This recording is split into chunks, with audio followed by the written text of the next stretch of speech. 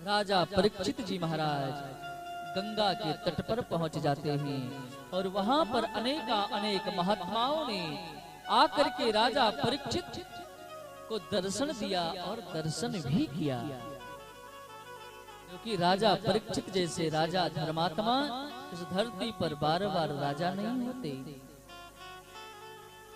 सब महात्माओं को देख करके राजा परीक्षित ने उठ करके प्रणाम किया, वंदन किया। बाबा,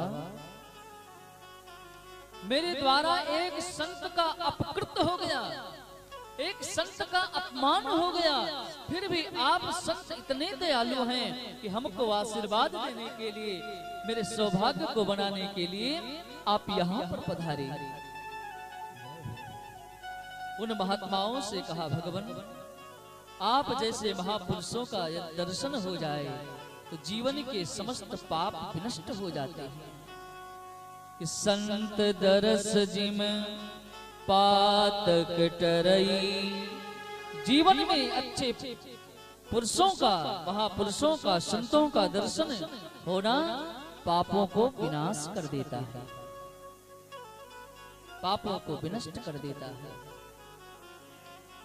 एक बार भगवान विष्णु से श्री नारद जी महाराज ने पूछा कि एक संत के दर्शन का फल क्या होता है। भगवान विष्णु से जब इस प्रकार पूछा तो भगवान विष्णु हंसने लगे। नारद जी, आप जैसे संतों के भी मन में ये विचार आ रहा है कि एक संत के दर्श का फल क्या होता है, आपको पता नहीं। नारद जी महाराज ने कहा, भगवान मैं संत जरूर हूँ, आपके चरण का सेवक जरूर हूँ, लेकिन एक संत के दर्श का फल क्या है मुझे पता नहीं है। भगवान ने कहा, नारद जी इसके लिए आपको 1-2 यात्राएं करना पड़ेगा, तब आपके समझ में आएगा। नारद जी महाराज ने कहा, ठीक है। भगवान विष्णु ने कहा, नारद जी भूतल पर एक गौ ने गोबर किया है, ध्यान से सुनना।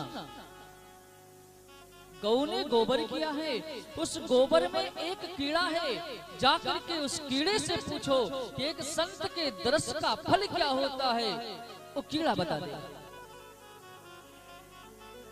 अब नारद जी महाराज सोचने लगे कि पूछूं तो एक कीड़ा से पूछूं,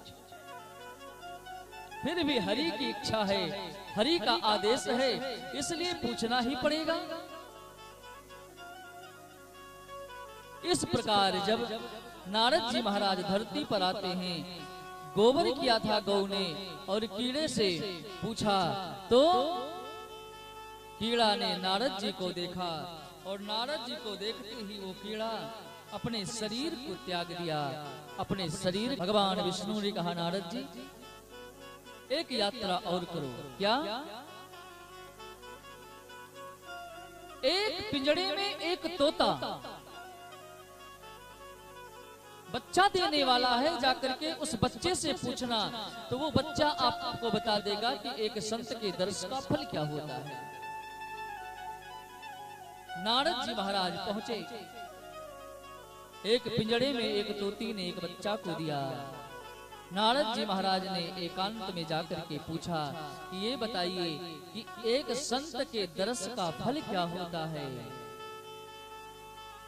उसने नारद जी को देखा, नारद जी के शब्दों को सुना और देखते ही उसने भी अपने शरीर का परित्याग कर दिया। अब तो नारद जी महाराज की बीपी बढ़ने लगी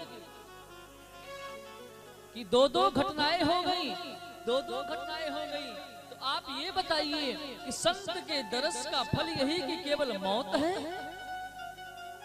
कि केवल मर जाना ही है। जाकर के भगवान से पुनः निवेदन किया। भगवान ने कहा, नारद जी एक यात्रा और करिए आप। कहा कि प्रभु एक ग्वाले के यहाँ गौ ने एक बछड़े को जन्म दिया है, जाकर के उससे पूछो तो वो आपको बता देगा कि एक संत के दर्श का फल क्या है। नारद जी महाराज ने अपने मन में विचार किया कि वही घटना कहीं वहां पर घटे तो लोग न जाने क्या क्या भला बुरा कहेंगे। फिर भी भगवान की इच्छा है तो जाकर के जैसा भगवान ने कहा था वैसा ही आकर के एकांत पाकर के बछड़े से पूछा कान में, भैया बच्छराज ये बताइए कि एक संत के दरस का फल क्या है, जरा आप मुझे बता दें। नारद जी को देखते ही वो बछड़ा सुनते ही इनके वचनों को उसने भी अपने शरीर का परित्याग कर दिया, उसका भी शरीर छूट गया। नारद जी महाराज भागे भागे भगवान के पास पहुंचे, हाथ जोड़ करके निवेदन किया, भगवान अब मुझे पता चल गया क्या कि एक संत के दरस का मतलब मौत है।